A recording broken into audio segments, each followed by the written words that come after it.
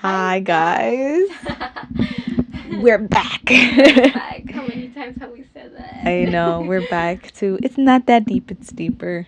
And our first video after I don't know how many tries Yeah. and trials, we finally got it. out. Yeah, we figured it like a temporary thing for now, but it works good. It works fine. But yeah, hey, we've been gone for a really long time. You know, we left off on like we're gonna talk about relationships and never did that. Well, we did it, but we had some complications, and every time we tried to post it, there was a lot of sidetracks. So we're not gonna talk about relationships. yes, sorry. We'll get back to it. We'll leave you off on the cliffhanger. Yes. But a lot has happened. Yeah, so I guess we're just gonna catch you guys up on shit hits the fan. And as you guys can tell, it's almost Christmas time. We got Mr. Santa, Mr. Californian Santa over here. Literally. But yeah, if you guys don't know who we are, this is Laurie. And I'm Betsy. We're just two sisters talking about our trauma. And we have other podcasts out on It's Not That Deep, It's Deeper on Spotify. And this is going to be our first YouTube video. So if you guys wanted to check out our other podcast episodes, which are 3 out, they're going to be on Spotify. We're going to start off with pulling a card just to like... Yes, we had this card game that we got at Target. And I think it fits our theme very well. It's called Let's Get Deep. Yes, go get it at freaking Target, man. How much was it? It was like $20. I don't remember. Something like that. Long ago. Okay, I'm just playing a random card. Ooh, this is a deeper card. Oh wait, can they see that? No. I can't see it. Okay, whatever. Who was your role model growing up and why? Wow. Wow. Lori. Oh my god. My big sister, of course. As any little sister I think can relate. Like, quiera o no, like wanting to or not, your older sister is always gonna be your role model. And the person you kind of just quiera o no, will you like follow into their footsteps, or like they're the person that shows you everything, kind of. Like, besides your parents, they kind of just, like, you grow up wanting to be like them. Like, oh, my sister did this, then I think I should do that, too. So, my role model is my sister. My big sister. Oh, my God. How cheesy, bro. Why is it cheesy? It's so true. I know, but, like, I feel like I can't understand your perspective because, like, I'm an older sister. And, like, I don't know. Well, I guess I can kind of understand a little bit. I guess, who was your role model growing up? I don't know. It's a really good question. I don't know why that like it seems like this seems like a really hard question for me. I was gonna say my cousin because I grew up with her and like she was kind of like my older sister, but like role model, like she was never actually like a role model. Like at least like she had her own like issues and her own trauma too. So like I got along with her well and she was like my sister, but it wasn't like I knew I had to look up to her because she had a lot of, you know. She had just had a little issues and she was getting herself into a lot of trouble, so I don't know. But I mean, like, get into why. Yeah, but I mean, like, I loved her. I think, and you know what? Fuck it. No, I think it is gonna be my cousin. Only because I feel like she really showed me how to be like confident and true to myself, and like I feel like when anyone would do me bad, like she was always stand up for me. All the time. And I feel like I do that too now. Like I get so protective and I stand up like for my sister and stuff, or for like the people that I care about. Like I literally will be getting ready to fight, even though we're getting past that because it's all about like healing our trauma and not getting tricked and stuff and self-growth. So I've gotten better at it, but I will be more than happy to go ahead and prove my point right if needed to. If pushed to that point. But, you know, we're growing people. No, she's pretty feisty, guys. I'm a little feisty. Like, just a little bit. Just a little really bit. Nice, but she's feisty. Anywhere for anything. I don't know. I just... doing better, though. I am doing better. I just, like... I don't know. I just have a thing. Anyway. It's so direct. Yes, let's move on. Okay. Well, I lost the card. The Mr. Santa, man. You wanted homeboy over here, bro. Se queda ahí. It's because he's kind of like wobbly. We're on a bed. Okay. Anyways, moving on. So a lot happened. Yeah. So my mom left the house for how long was it? Like 2 weeks? A week?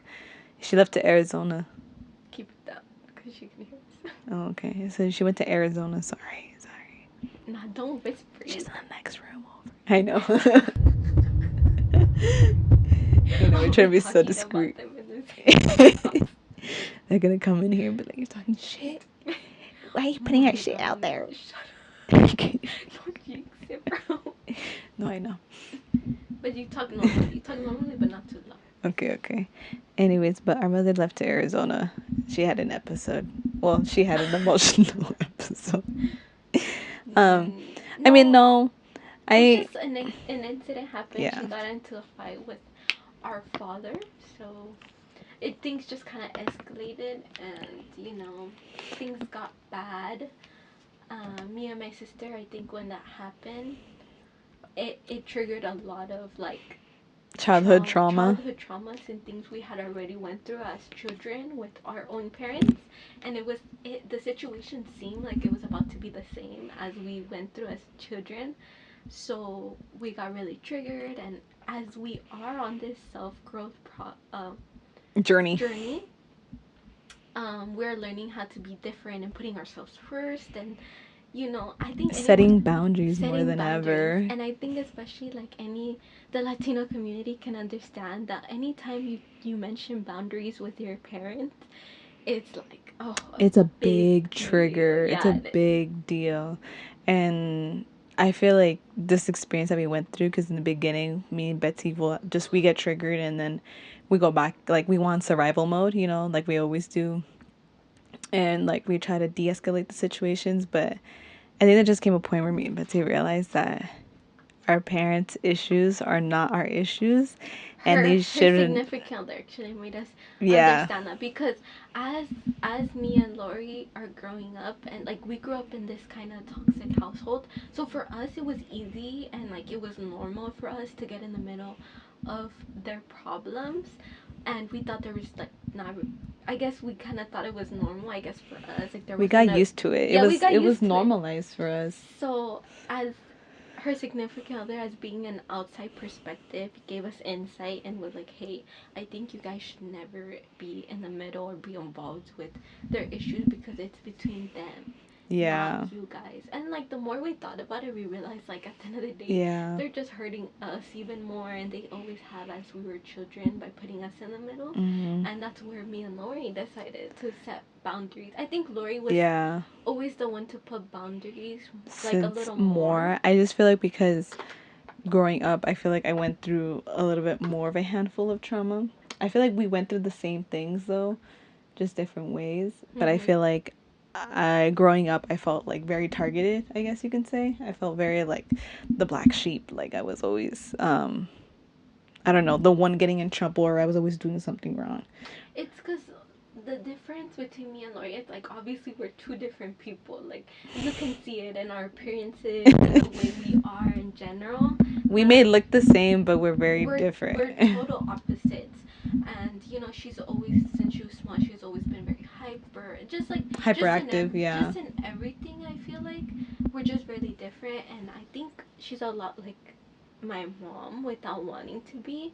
Like they have a lot of like similarities, and I think like because she is a reflection of my mom, it bugs my mom.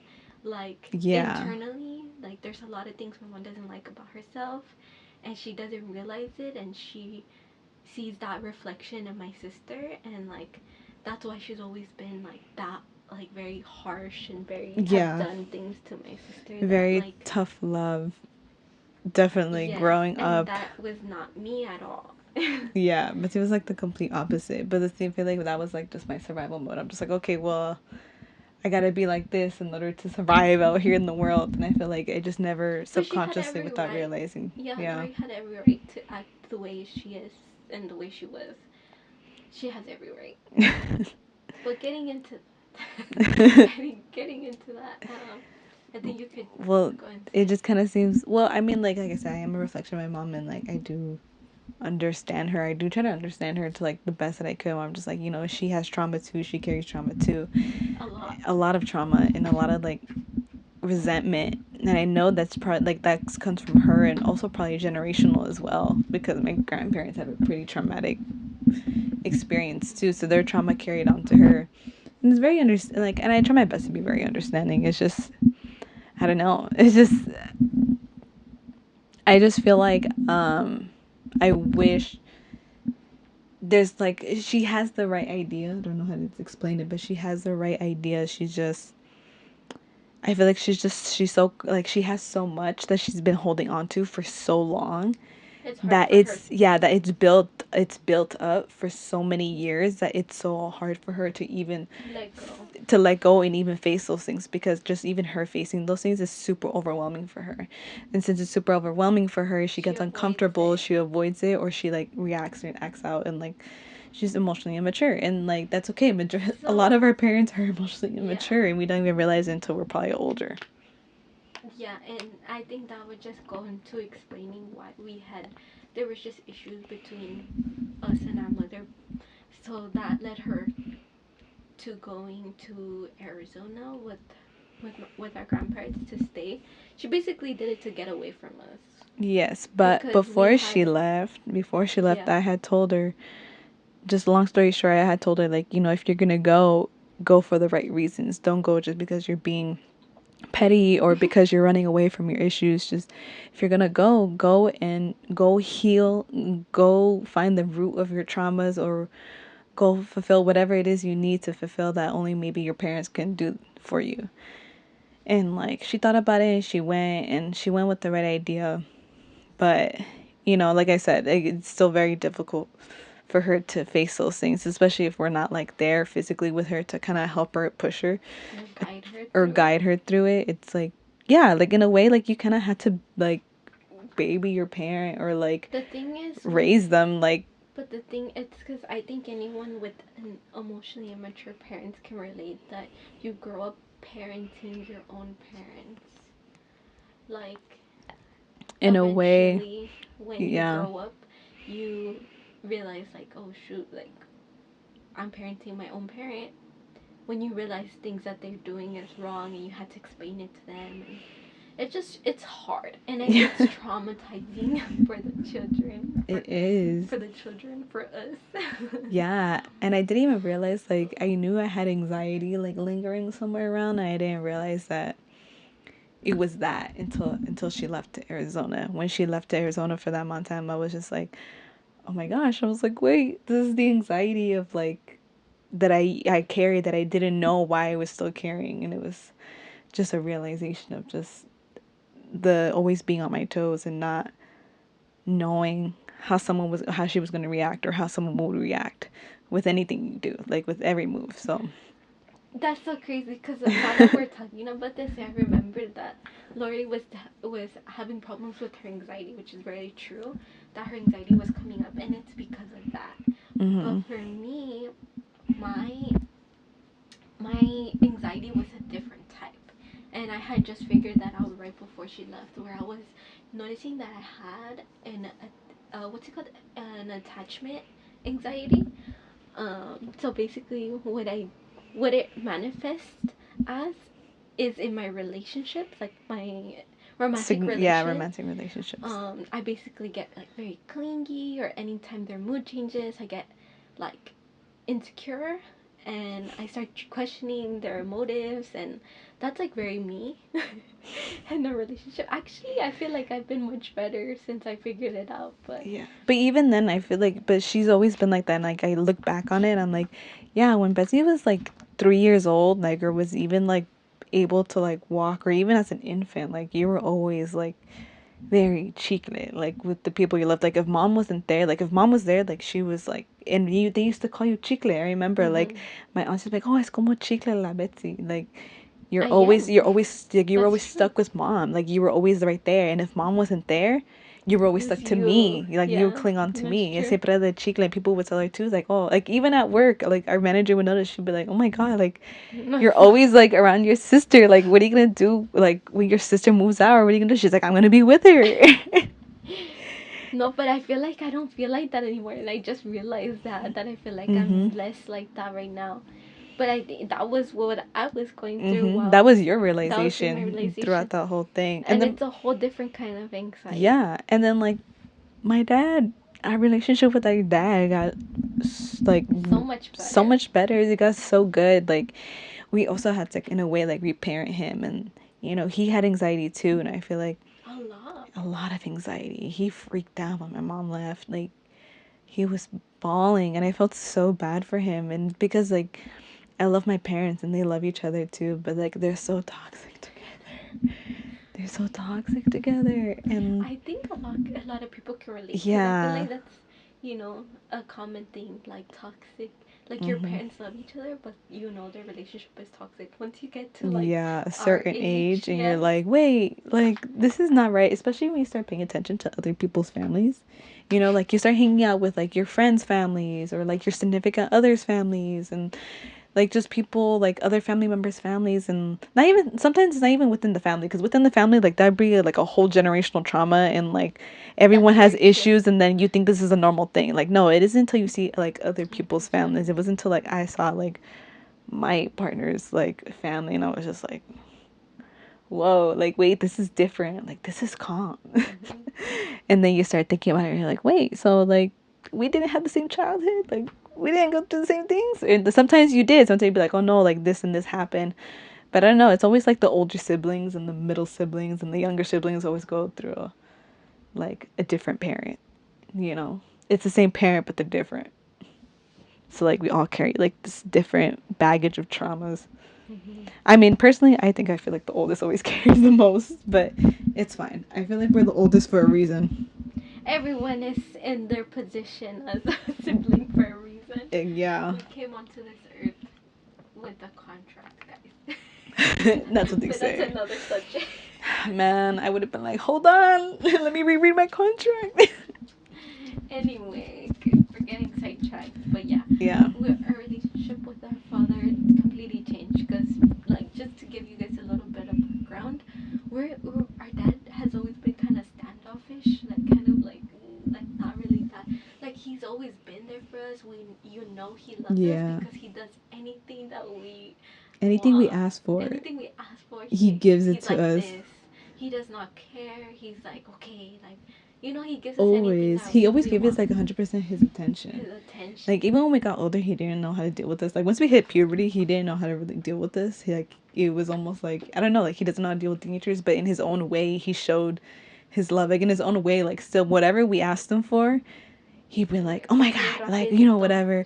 But rapidito. but he would come back with whatever we asked for. Exactly. He'd be like, "Here you go." Like he would make a whole drama first, but then he'll still bring us whatever we want. But that was just kind of relationship. I feel like a lot of people can relate to that too because I feel like Latino dads are very like standoffish. Yeah. Like they provide, they give you everything, but at the same time they're not like affectionate or you don't have that exact like communication with them where you tell them everything about your life Yeah. or your life in general. In a way, you guys kind of just communicate within like I don't know, sharing like Shame. food or like chips. Like, hey, you want something? Or Like, oh, him like getting you stuff yeah, or like but that was our relationship with him and we never really understood him. I feel like me and my sister were always like what the we're always like, what what? is wrong with our dad? And I felt so bad. I remember, and you see, and that's what sucked too. Like, I felt so fucking bad because growing up, I was a daddy's girl. Mm-hmm. And I loved my father so much. I was attached to him to the hip. He was like my hero. But I feel like the older I got, I think like the more issues I started to realize in our parents. And then like, I don't know. I guess like those things start to like build up, and like that trauma that you had when you were small, like as you get older, you're just like, wait, this and this wasn't right. Mm-hmm. But it's a lot. So while we were spending time with our father here, he actually opened up to us a lot, and Yeah. I think we just made it known that we were here for him, and he can talk to us, and we can be understanding.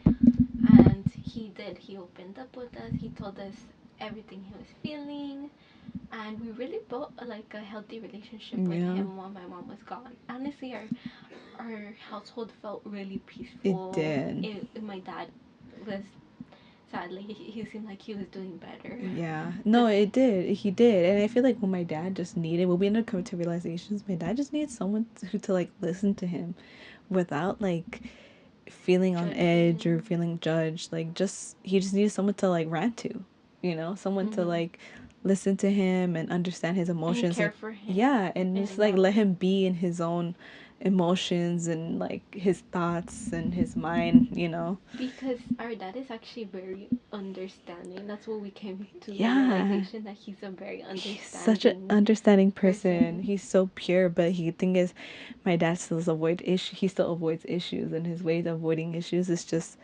staying quiet and just But that's the thing that we realized too. yeah. There's a lot of things we We realized a realize. lot. Realize so We much. realized that our mom is never let him be in his masculine energy, because because she's more of a like a masculine energy than And I'm him. sorry if I like sound so nervous talking about this. It's because like we're in like the borderline where like we don't really want to put our parent shit out there, but then at the same time, our parent shit is like it's part of our journey and like our trauma and like the things that we realize or that we probably never realized before. So, And I know a lot of people can relate, and that's why we're doing this and why we talk about this. taking one for the team. Yeah, for sure. I think anyone can find a lot of comfort, and hopefully you guys can come more to an understanding about your own things and your own family by listening to us. Yeah.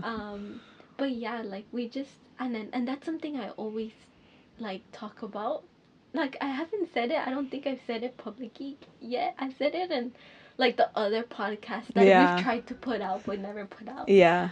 But I was just talking about how we women really need to be in a feminine energy, and men need to be allowed to be masculine Yes. in order to have a healthy relationship, because like I heard one time they said that feminine energy is actually healed energy, and that's so very true, because when Yeah, it and comes you don't even think about it that way until like you mm-hmm. actually like you think about it, you're like, wait, like that's right Mm-hmm. because being feminine means like when you feel safe. Mm-hmm. Like being feminine, it's like yeah, you feel safe. Like even with your partner, like you know who you can feel like you can have your wall up and who you can just be completely Mm-hmm. like safe and just Mm-hmm. whatever, like be in your own world, literally like this pisteada, like how you tell me. And well, that's what like I was telling my parents, and I told my mom, I'm like, Mom, it's just I understand that you're masculine, you're more of a masculine energy, but I need you to understand that it's because of all the trauma and hurt you feel. Because if you were really healed, you would be able to be allow yourself to be more feminine and feel safe with my dad, but you don't. And this allows you to.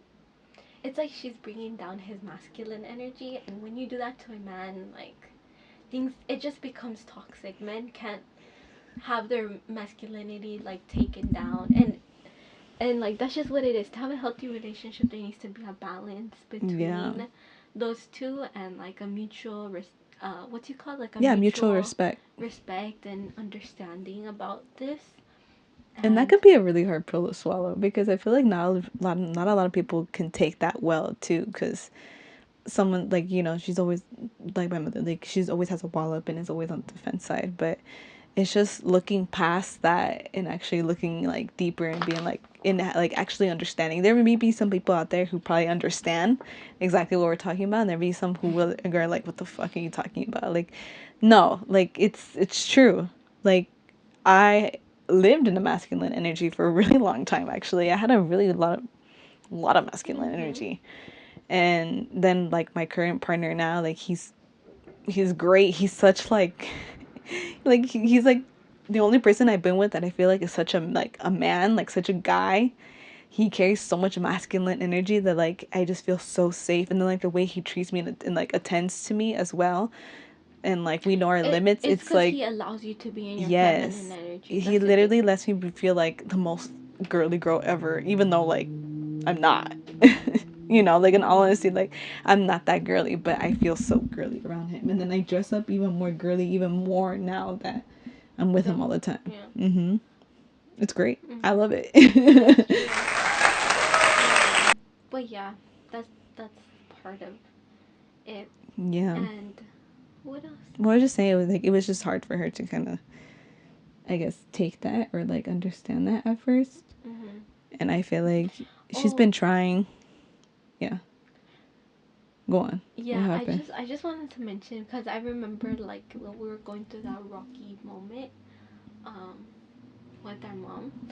I, the thing is with the emotionally immature parents, they tend to, how do you say this, like put the blame on you Like kind of and like like, flip things mm-hmm, and be like, oh, like try to make you try feel to like hold bad you responsible or like accountability for for their their feelings. feelings. Yeah, When in reality, they're the only ones who like can do or can, see. yeah, they're the ones in control of their emotions and Yeah. their feelings, Mm-hmm. but they'll go ahead and flip things and blame you or try to hold you accountable for how they Or made even themselves feel. say hurtful things to you. And I think that's what was happening with me. My mom just started saying a bunch of hurtful things, and like it was very triggering because I was having like a whole detaching moment with my mom. Because me and my mom were always been like this. Like my mom, Cheekless, like we said earlier, my mom, cheekless. yeah, I was always so attached to my mom, and when all that happened, I just felt like a whole bunch of emotions. It was like my inner child was mad, like this never should have been okay. All the stuff we went through should have never been okay. The way she acts should never been okay, and it was just hard for me to understand. Yeah, and I But think you mentioned too. You were like, the way mom is treating me right now reminds me of the way she used to treat you mhm, growing up, and mhm. I was like, Yeah, because yeah. anytime, like she would get mad with my sister, she would just like it was just like very one-sided, like very like she would just treat my sister differently than what she would treat me. Like she would talk to me nice and talk all like mean to my sister, and that's what she was doing to me that time. She's like talking fine to my sister, and then she was talking all And she mean was to she me. used to make me feel fucking crazy about it too. She used to be like, "That's all in your head. Like, how can you think like I Yeah, love your that's sister another thing. more? Why do you stop? Why do you keep saying that I always take your sister's side and I'm always against you? Blah blah blah." And I was just like, "That's how you make me feel." It's like, but you know, I never said Like anything. It we was love just our mother. I'm just gonna put that. yes, We because love it's her. this is hard for us. We don't want She's to talk. not she's not a bad person. She has a huge heart, and she is such a softie. She is. She has a lot of But emotions, and she's she's strong very emotions. caring. She is so caring She's one of the about. most caring people I know. Like, Yes. and I feel like that's what makes it hard. And I was telling Betsy, like, that's the hard part for me is that when your parents carry so much trauma, you love your parents so much because they're your fucking parents.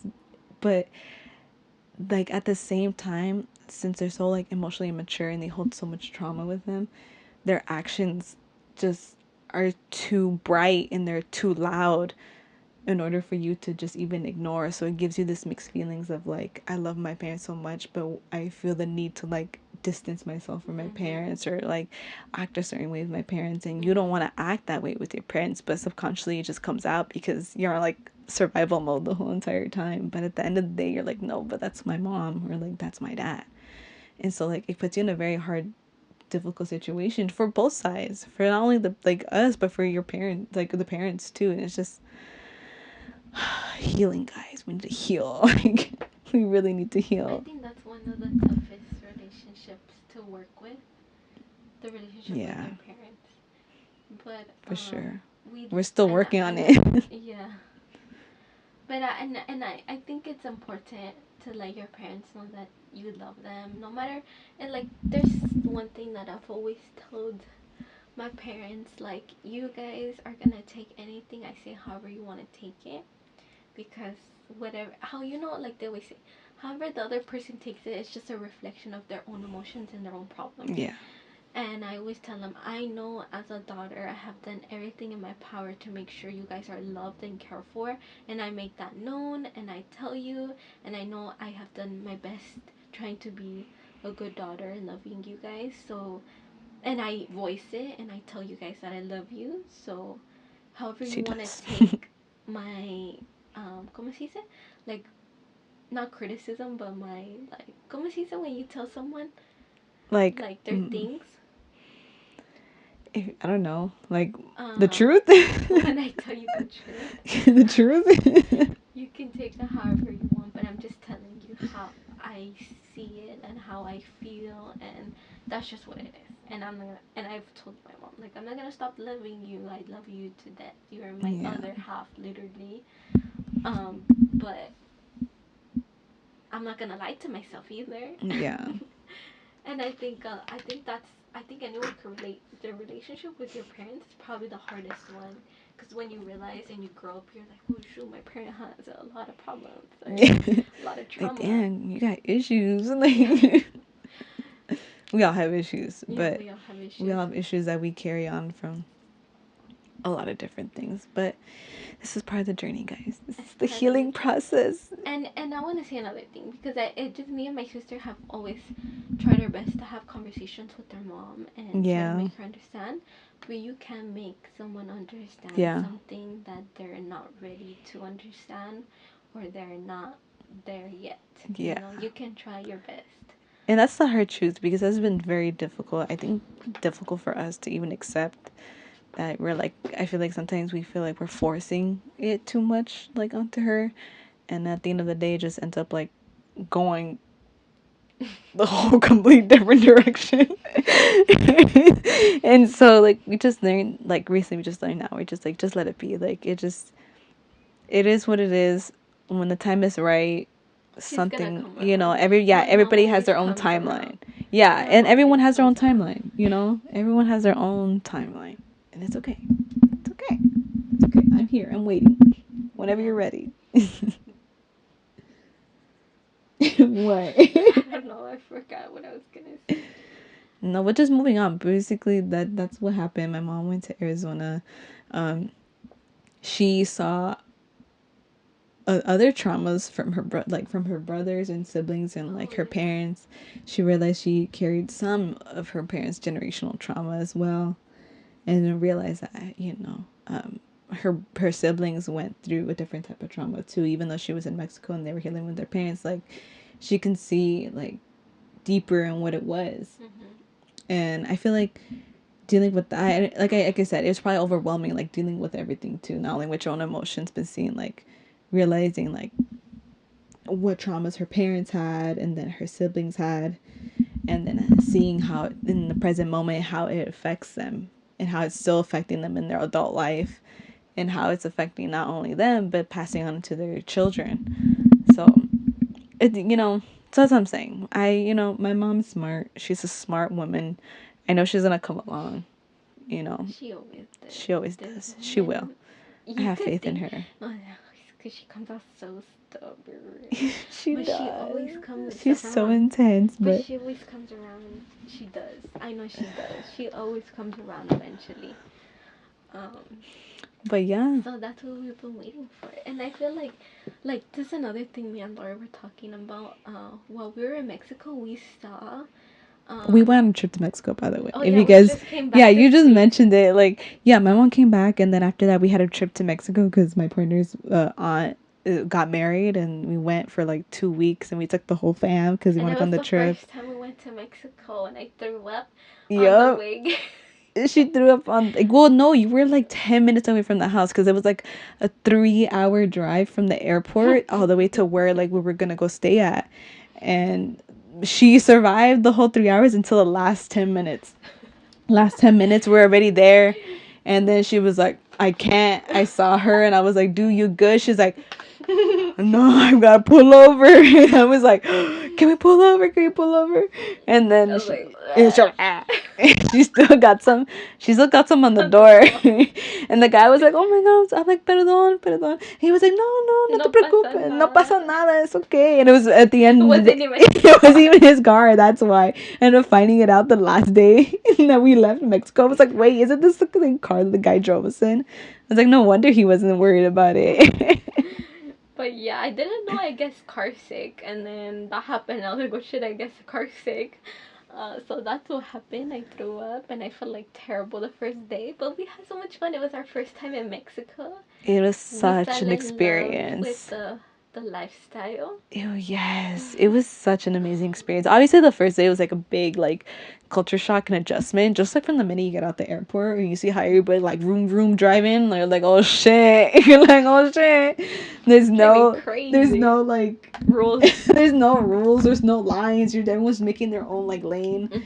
It's funny though. Like the first 10 minutes, yeah, I had anxiety, and then after that, I relaxed. I was like, all right, whatever, we're chilling. It is what it is. And then we were going through the jungle, and I was like, all right, cool, this is peaceful. And like Betsy over here, who was like, I didn't know I could get car sick. Like the first time I realized it.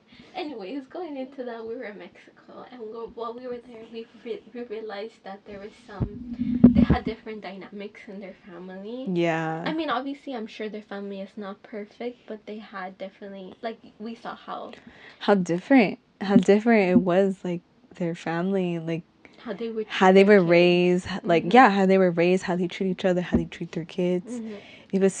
It was like beautiful to see. It really was. It was so beautiful to see. And like I told my partner, and I told him, I was like your family is amazing. Like you have such an amazing, like beautiful family. Like you come from a family who loves you so much, like literally love, like every single person who is a part of your family or becomes a part of your family, like cares for every single, like each other. They care for each other so much with like so much love. Like they're so humble. Like it's just like it was an amazing experience. Like I miss over there, like when I didn't even miss my house when I was over there in Mexico. But like their dynamics was great. Like just I don't know, just like keeping their peace in their family. I don't know. They probably had their own problems. Obviously, yeah, they probably have their own problems. But what I meant by like their dynamic is just that we realized that the way his uncle would like explain things to his kids, and I'm sure that some people might have that dynamic in their family, but we never had that. So for us, for us, it's like, oh wow, like yeah. So like they would explain things to them, like instead of getting mad at their kid, they would be like, oh, this is like next time be a little more careful. But they would explain why and like what was happening, or just anything, they would give them a lot of attention and patience, yeah, for everything and anything. It was just all eyes on them, all like attention on them. And I'm not saying that we never got attention. We did get a lot of attention. We had a different dynamic and way of growing up. Like when the kids would make mistakes, or when they would do things, or for example when they would cry or have tantrums, the way they came about it and the way they handled the situation is what like got us like, oh, like wow, like that's great. Like instead of like disregarding their feelings and their emotions, instead of dismissing them, they were so attentive. Like even during the middle of a tantrum, they'd be like, okay, yeah, like what's wrong, why, and if like there wasn't a solution to it, they'd be like, no, it's because of this and this and that. Explain it to them and find a way, in the most calming way, to like have them understand, and then they'd be okay. And like let me tell you, these kids are so smart. They are so pilas, dude, and they're so sweet. One of them, like, sweetest kids I've ever met. Like, I literally fell in love with them like they're my own kids. Like, oh my goodness, I love them. Like, I miss them. Like, I miss them so much ever since we came back. And yeah, I think that was one thing that, we've talked to our mother about it, and she admits that like it was wrong and she didn't know what she was doing, and we can totally understand her. She grew up in a really hard and different way than we did. So whatever she did was better than the way she grew up. But it still doesn't mean that it was right or the best way. And we told her, and she understands. And we appreciate everything our mom has done for us. Because like I know a lot of people can like have mixed feelings about this. Like, oh, but how are you gonna say all this about your mom? Like that's your mom. Like no, like we love our mom. And like I appreciate my mom for everything she has done for me. Like I'm not saying she didn't show us love. She showed us so much like love too. My mom's own way of like always defending us. Like my mom would always stand up for us, literally. Like it's true. Anything like we would cry about, or we would be no, she would go and she'd like stand up for us and go set things straight. Like anything we'd be upset about, and she'd be like, oh hell no, like the like mama bear mode. That's what I'm saying. Like I love my mom. Like she's done so much for me too, and she's provided for so much for me as well, and helped me out in so many ways. About our emotions, she does. She's always in our breakup. She's always cried with us. Like, she was there for every breakup, hugging us. And like talking to us, giving us advice. in those ways she has done those things, but there's still other things that could be worked on. I think more of the trauma kind of just roots like childhood wise, Childhood wise.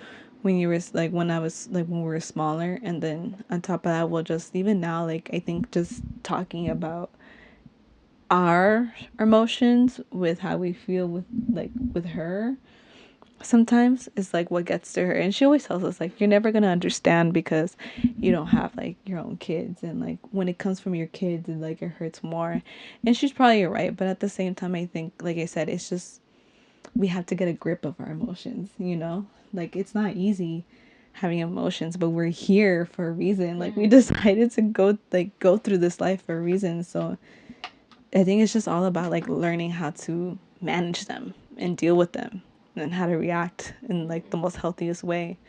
I think that's what most people lack or most parents lack sometimes, you know, because they didn't even realize it. And then sometimes it's hard for them to face it too. Yeah, that's true. Wow. We're getting so deep. I know.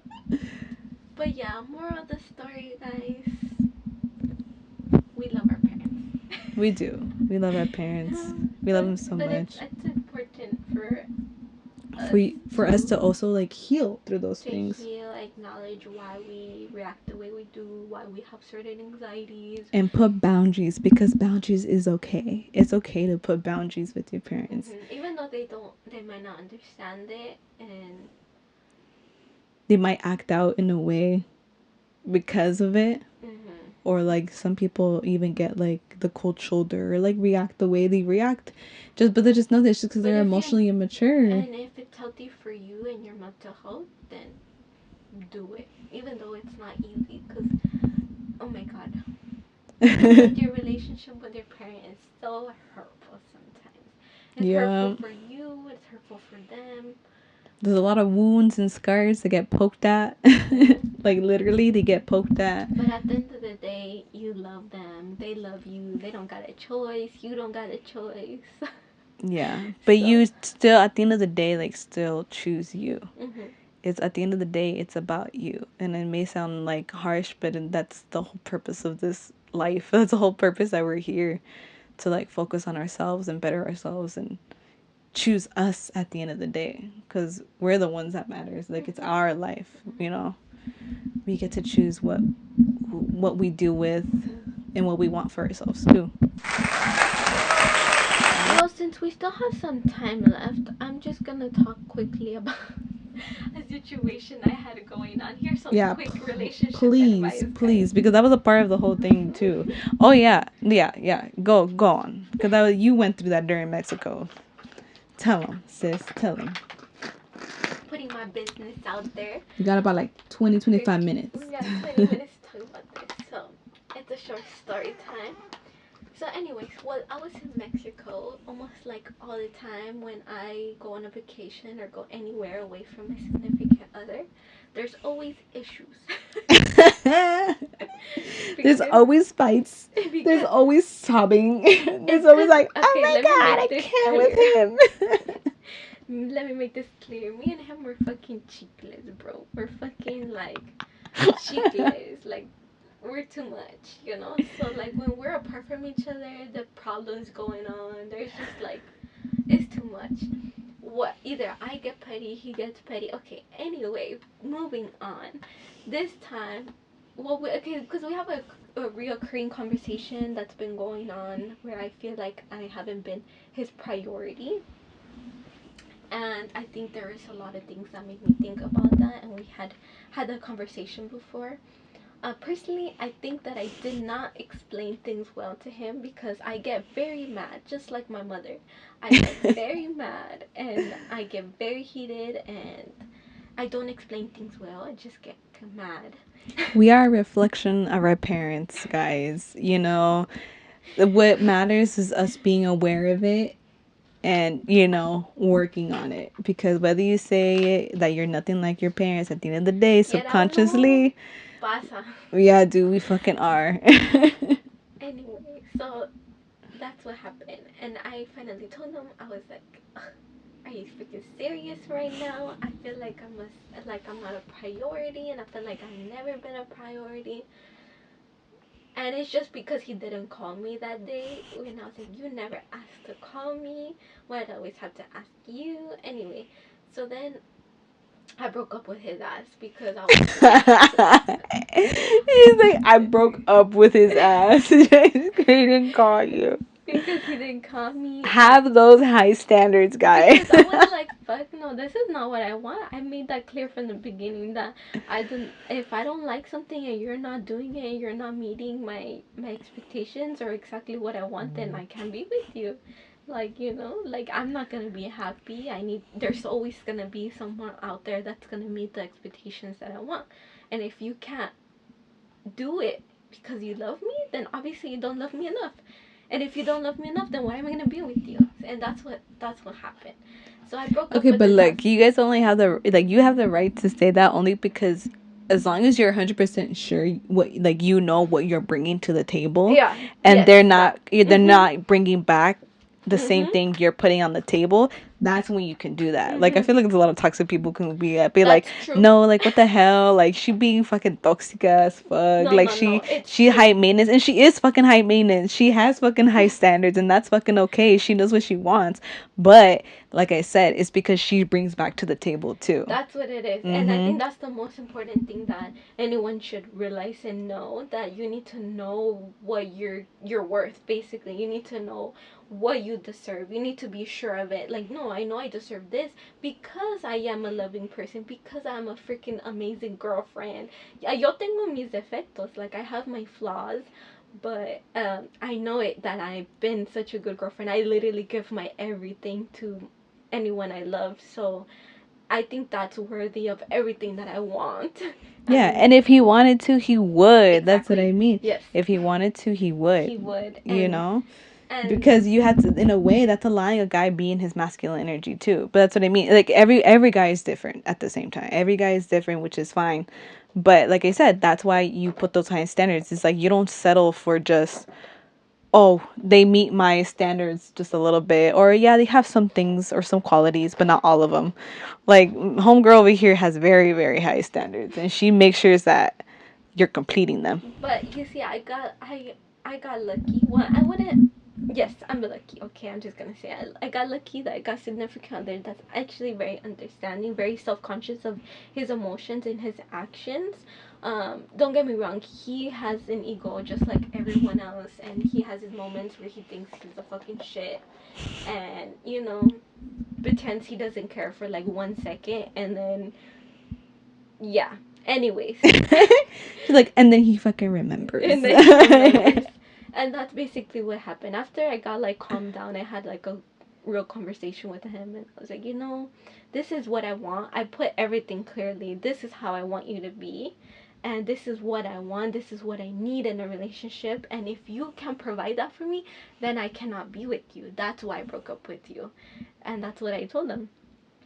And he really shut up, and he took a moment, and he was like, oh shit, like, you know what, he told me, he's like, no, I understand that I don't see myself being with any other person. I cannot see myself being with any other person, so I'm gonna do everything in my power to do and be exactly what you want, because I love you, and that is fucking everything. But not only that, like, he showed it immediately when I came back. Like, when someone is like willing to do that, like, those things change like this, like freaking fast. Like, you see the change. Period. And you literally feel it. You feel it. And like, that's what I was telling my sister. Like, she's like, damn, like, you forgave him so fast. I'm like, no, it's not that. Like, it's because did it's the little things that I was asking for that was done as soon as I asked for it. And like, I told her, like, he's fucking obsessed with me. I don't want to be like him. I hate that I feel like como se dice, like I sound so like too much. But no, he loves me. Like, he's fucking obsessed with me the way, like, Lori sees it, she knows what I'm talking about. I even asked her, I was like, dude, do you think like one day that if you guys were to like ever actually break up, like, don't you think he'll stalk you? Just because, like, I'm being for real, just because I feel like, yeah, like, he's just, is all about fucking Betsy. Like, literally. It's all about fucking Betsy in his world. Like, she literally revolves around, like, his world is her. Yeah. That's And, like, everything I wanted, dude. sometimes it creeps me out. I'm like, fuck, for real? But, good for you. That's what you want. That's what you wanted. That's what I wanted. Yeah. But I manifested that, guys. Let me just say that She really it wasn't did. easy. I had a lot of healing to do, a lot of meditation, and a lot of stuff, a lot of affirmation. She has to go through a lot of shit to realize what she wanted before. I manifested my partner, and we have grown. We have grown. I know what I wanted from the beginning, and I have grown with him when he wasn't what I wanted. When I realized, like, oh, you're doing this wrong, I don't want that in a relationship. Oh, okay, then he just does it. He just changes and is like for the better. But yeah, anyway, so that was my quick story time. Never settle for less. Moral of the story. If he wanted to, he would. And you need to find yourself someone that does everything you want. But also, hold on. It's because I know, it's because I just want to clarify, because I feel like you're so like, I feel like some people can like take it wrong, you take it wrong. And not that I give a fuck, but I mean, still, like, I just want to like put it out there. It's She's like better at explaining than I am. It's because at the same time, like, like, you guys have to have good communication too, because there's a lot of situations where like you feel like you're communicating what you need, and then he feels like he's communicating back in his own way, but you guys aren't still understanding each other. So that's another thing. Communication is a big thing too. You guys have to know and practice how to communicate with each other, like not read each other's mind, like just being very straightforward, not taking things personally, and like actually fully understanding and trying to like understand your partner in their shoes and what it is that they're asking for. Especially since men, as you guys, many of you could like have heard before, men are very logical people, and women are more emotional people. So when we talk to you, we're talking about what you're making us feel. We're talking about our emotions. Like, you're making me feel like this, you're making me feel like that. Like, this is how you made me feel. They're like, I'm not doing anything. Yeah, and they're so focused on like the action that actually happened, when it has nothing to do with what just actually happened. It has to do more than that. It's deeper than that. It's how you made me felt. It's the meaning behind it. Like, but men don't. Sometimes men don't understand that, or they don't know how to understand it. So you need to learn how to break it down in a way where they get it. And just communicate with each other in the best way possible. Work on it with each other. That's the whole point of a relationship. It's two, not just one. Definitely. Grow together, because that's definitely what happened with me too. That I felt like I was communicating a lot my emotions, and in a way where he wasn't getting it, because he was like, what? But like, it's because I never go out with this person, like, like, I just wanted to go meet their parents, and it was one of his friends, and I was like, well, you need to call me, but like, I don't know, it was just a whole bunch of things where he was just like talking about that one situation, and I was feeling a lot of things, and he wasn't understanding me. But I did eventually break it down in a more logical way, where I was like, okay, you need to understand that it's like this and like that, and yeah. I don't know, but yeah, that was a quick advice of the day. Yeah. So, I mean, I hope you guys enjoyed our little recap. We kind of broke it down, because if we really talked about every single little detail, it's gonna be like 3 hours. I think we did go into. But we went real into depth about what exactly happened to us in a span of like 3 months, right? 3 months? Yeah. Was it 3 months? Yeah, it was 3 months. There's a few things I think we probably left out. Yeah, there's a few like our own personal things, like financial than just career wise. Oh yeah, I quit my job, huh? Yeah, but I thought that you told them about No, you didn't tell them. Betty quit her job. I quit my job to dedicate my time to this. Yeah.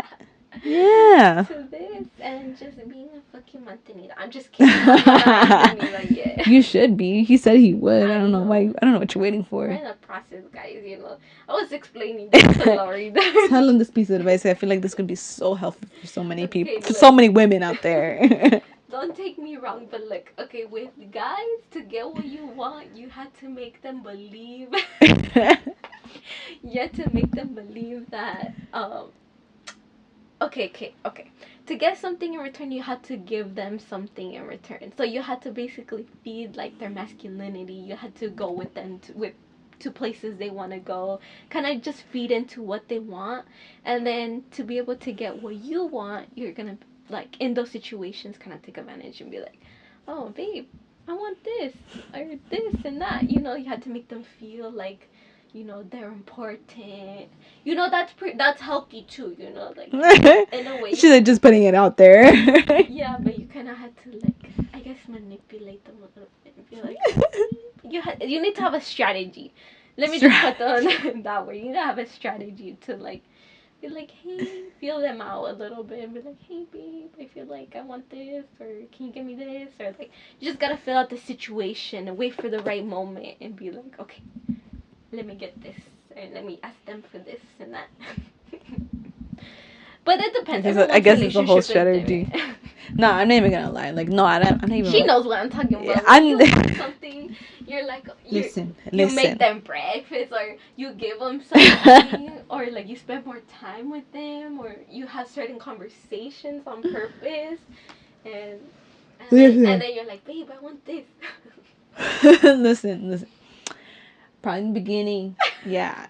Back in my high school days, yeah. Now I feel like I don't know. I just feel bad. Like, no, even though I shouldn't feel bad, but like, I feel bad too. That's why I have to have a strategy because I can't just ask things. Yeah, like it's not that I feel. I think it's just because too. Like I'm just so used to like I've always been so independent. Like growing up, like I've been working since I was 15, and this is the first time ever where like I felt comfortable enough to go ahead and quit my job and let literally my boyfriend be like, I'm mantenida, like not fully mantenida, like but he can support me. It's enough for me to like quit my job and I can be like surviving. He's taking care of me. Yeah, soy mantenida. Fuck, I never thought I would say that, but I am. But it's kind of just like I don't want to ask him for like, oh babe, like not all the time, like I know, like oh babe, like I want this, I want that, but like at the same time, there's times where like I will approach it in that way because I do feel bad, even though I shouldn't, because he's my partner and I know he wants to do those things for me. He's told me before. It's mutual. You would do. It's a mutual thing, yeah, because I would want him to come up to me and be like, like babe, like I'm sorry, like I don't want to ask you for this, but it's like nah, dude, like go ahead, like it's me and you, I support you, you support me. But I think it's just like it's something we're just getting used to too, because me and him both grew up very independent. We're very we're very independent actually. Like I grew up very independent and so did he. He grew up being because we're both the oldest. That's a stigma, like I think with me and Lori too, that we have, that we grew up with a very like with a mom that told us you had to be independent, ladies. You had to provide for yourself. You can't depend on no man. And like we grew up a lot like that. So even me like doing that, like I know I say you need to have a strategy, but it's because I do feel bad too. I can't just ask him like every day and be like, oh babe, can I have money to buy this? I am not there. I need a strategy. I need to do something for him in order for me to feel good about asking it. I've been with my boyfriend for like 6-7 years. Yeah, like going into 6 years actually, yeah. And I still feel bad. I think now because this is the first time I've ever been in the position where I'm like, oh hey, like I need this or I need to pay for this, but it feels good. It feels good. It feels good. Like I'm not even gonna lie. No, thank you. You're just like, oh shit, like this is how it feels. Like I'm so feminine. Like honestly, like I've never felt so feminine in my life before. I love it though. Let me give you this quick story though. Okay, so okay, one more quick story. One more quick story. Okay, so since I quit my job, I can't go get my nails done all the damn time, which is fine. I was doing my own at-home pedicure. Low-key same. I was doing my own at-home pedicure, and I always do it like in front of my boyfriend because I have a lot of time to do it in front of him. And one day he was looking at my toes. He was like, "Girl." Really? Yes. That day, remember where he was like, "Girl, you have toe fungus," and I was like, "No, I don't. I just need to go to get the needles at the freaking nail salon." Oh yeah, because of the nail polish. We have the nail polish on like for too long. It's because it's hard to clean them, like when they do at the nail salon. Girls, yeah, but even at the nail salon, sometimes they don't get it all off because if you always have them painted, they get like like that Yeah. white, like that white color. Because honestly, I'm gonna be fucking honest. That's how mine are too. Like every time I go to a nail salon, they can't even get like all the white art, the white part. Because my nails are always painted, literally. So that's what happened, and then I was like, babe, es que ya no trabajo, which is like, oh, I don't work anymore, so I can't be getting my pedicures done, and I need to get them done. If not, I'm gonna actually get toe fungus. And he's like, it's okay, like, let's go together, because he has to get his nails done too, because he actually has toenail fungus. So he's like, let's just go, y yo te lo pago, like, I just pay for your pedicures every time you need them done. And I was like, okay, I was like, hell yeah. So, like, that's also like a quick story time on how I got my pedicures paid for. And then even if I want to do my nails, which I'm trying to let them breathe, but if I wanted to get them done, he would probably pay for them too. But yeah, like, that's the strategy, guys. Strategy from yours truly. Number one, she knows over here. But yeah, anyways. I guess that's gonna be the end of our podcast. We hit the guys. 1 hour mark. Yeah. And I hope you guys enjoyed it. It's our first video. We're actually gonna put this out because we have the right tools now. Yeah. And then we have the time and the right intention. I feel like we had a lot of setbacks before. It was for a reason, though. Like, I think it prepared us for this. So I feel like this is a good timing, right timing. And feels we're right. Officially gonna call it Trauma Thursdays.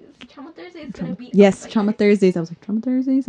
Trauma Tuesdays. No, Trauma Thursdays. Trauma Thursdays. This was Betsy and Lori. Las Sisters. That's what we call it. Oh, sorry. It's okay. That's what we call ourselves, Las Sisters. Las Sisters. It's not that deep. It's deeper. Catch Instagram. us on Instagram, Spotify, Apple Podcasts. Oh yeah, Apple Podcasts. And YouTube. And YouTube ahora también. But yeah, I hope this helped you guys. Like and subscribe, because this is on YouTube now. Oh my god. And add us to your playlist on It's Not That Deep, It's Deeper. We're actually gonna be consistent. We said that last time. No, but for real this time, this feels right. We came back from vacation. Got through a whole video without any interruptions. Yes. So thank you guys so much for listening. Thank you. I feel like we had an outro, but I can't even remember. We did have an outro. No, just always remember it's deeper. It's not that deep, it's deeper, guys. It's always deeper. All right, guys. Well, we're going to head out. Yeah. All right. Bye.